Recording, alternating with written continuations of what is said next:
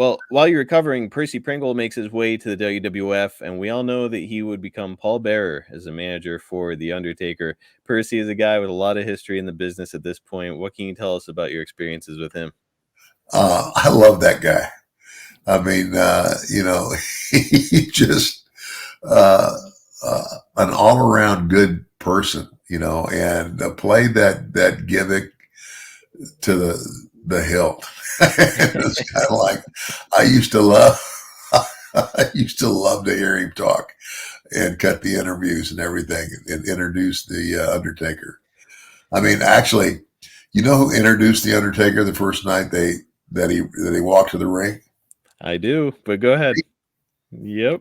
Me. And of course, nobody at that time had any idea, that the Undertaker and that character would reach the heights of popularity that it did. But I mean, Taker ended up being one of the most well known of all time for sure.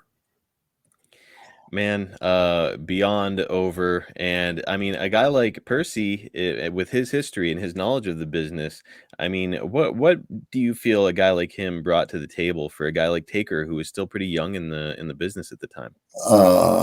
Well, I mean, it was just a unique manager. Because at that time, I don't think that Taker was cutting his own interviews, was he? I think that Percy was doing the heavy lifting. Before Yeah, him, it was Bruce Pritchard, his brother Love, who was his manager. But yeah, he was keeping it pretty stoic.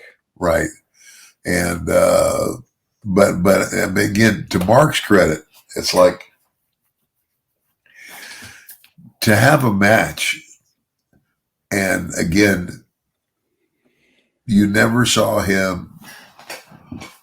You never saw him walk at a regular pace anywhere. Hmm. To the ring, from the ring, but get in the ring and have to slow down your movement. You know what I'm saying? Yeah. And and still get a match over. That's not easy. I mean, just on the surface too, if you look at the creative that he's given, where it's like, hey, we're gonna bring you in. You're this big guy. You've got this great look, a lot of awesome ring skills. You're gonna be a dead guy, so you're gonna be a walking corpse. That's our gimmick for you. And we're gonna stick you with this cartoon character guy who looks like he's from the Adams family, and he's making all sorts of weird noises and stuff like that during his interviews.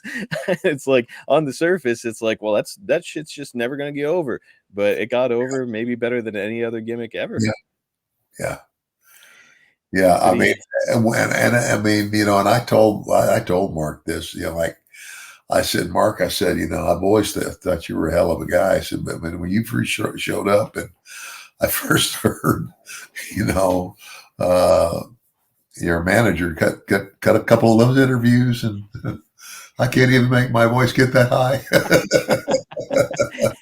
I didn't have high hopes for you.